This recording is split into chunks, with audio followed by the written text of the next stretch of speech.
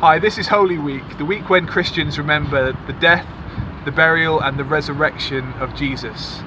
Churches have different styles of worship and different ways of expressing their love and their faith in Jesus, but what we all agree on is that Jesus is amazing and the message about Jesus is still changing lives today. So church leaders from Corby and some of the surrounding villages want to tell you the story. Before the Passover celebration, Jesus knew that his hour had come to leave this world and return to his Father. He now showed the disciples the full extent of his love. It was time for supper, and the devil had already entered Judas, the son of Simon Iscariot, to carry out his plan to betray Jesus. Jesus knew that God had given him authority over everything, and that he had come from God and would return to God. So Jesus got up from the table, took off his robe, wrapped a towel around his waist, poured water into a bowl. Then he began to wash his friends' feet and to wipe them with the towel. Jesus crossed the Kidron Valley with his disciples and entered a grove of olive trees. Judas, the betrayer, knew this place because Jesus had gone there many times with his disciples. The leading priests and Pharisees had given Judas a battalion of Roman soldiers and temple guards to accompany him. Now, with blazing torches, lanterns, and weapons, they arrived at the olive grove. Jesus fully realized all that was going to happen to him.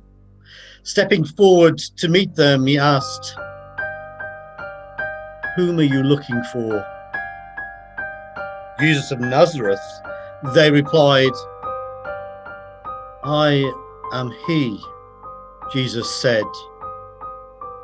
Judas was standing there with them when Jesus identified himself, and as he said, "I am he," they all fell backward to the ground. Once more he asked them, "Whom are you searching for?" And again they replied, "Jesus of Nazareth." "I told you that I am he," Jesus said, "and since I am the one you want, let these others go." Then Pilate had Jesus flogged with a lead-tipped whip. The soldiers made a crown of long, sharp thorns and put it on his head, and they put a royal purple robe on him. "Hail, King of the Jews," they mocked, and they hit him with their fists.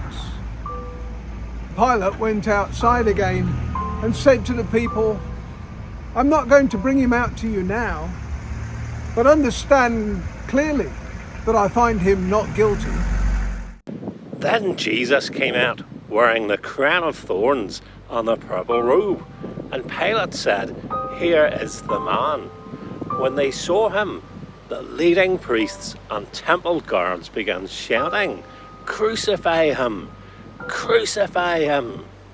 Carrying the cross by himself, Jesus went to the place called Skull Hill, in Hebrew, Golgotha. There they crucified him. There were two others crucified with him, one on either side with Jesus between them. And Pilate posted a sign over him that read, "Jesus of Nazareth, the King of the Jews." The place where Jesus was crucified was near the city, and the sign was written in Hebrew, Latin and Greek, so that many people could read it. Then the leading priests said to Pilate, "Change it from the King of the Jews to he said, 'I am the King of the Jews.'" Pilate replied, "What I have written, I have written. It stays exactly as it is."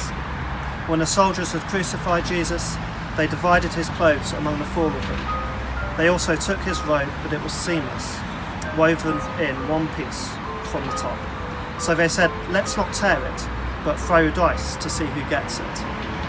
This fulfilled the scriptures that says, "They divided my clothes among them and threw dice for my robe." So that is what they did. Later, knowing that everything had been finished, and so that the scripture will be fulfilled, Jesus said, "I'm thirsty." A jar of wine vinegar was there, so they soaked a sponge in it, put the sponge on the stalk of the hyssop plant, and lifted it to Jesus' lips. When he had received the drink, Jesus said, "It is finished." With that, he bowed his head and gave up his spirit.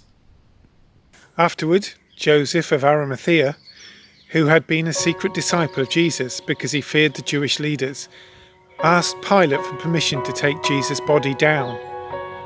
When Pilate gave him permission, he came and took the body away.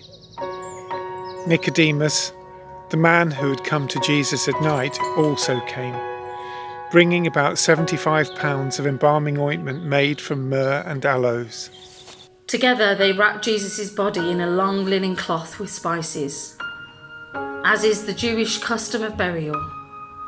The place of crucifixion was near a garden, where there was a new tomb, never used before. And so, because it was the day of preparation before the Passover, and since the tomb was close at hand, they laid Jesus there.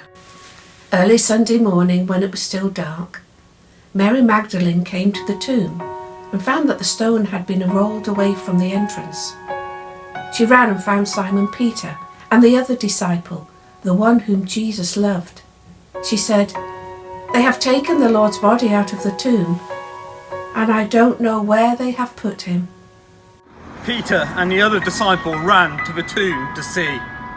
The other disciple outran Peter and got there first.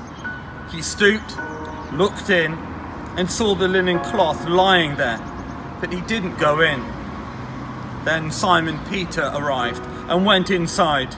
He also noticed the linen wrappings lying there, while the cloth that had covered Jesus' head was folded up and lying to the side.